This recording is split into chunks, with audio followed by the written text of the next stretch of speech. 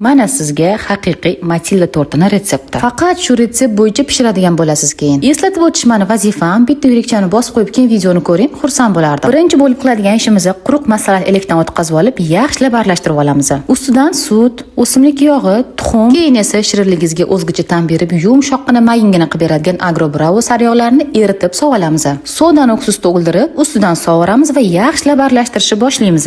Boshida aralashtirish sal qiyinlik tug'diradi. Keyin esa issiqqina damlangan kofeni solsak, yanada osonlashadi.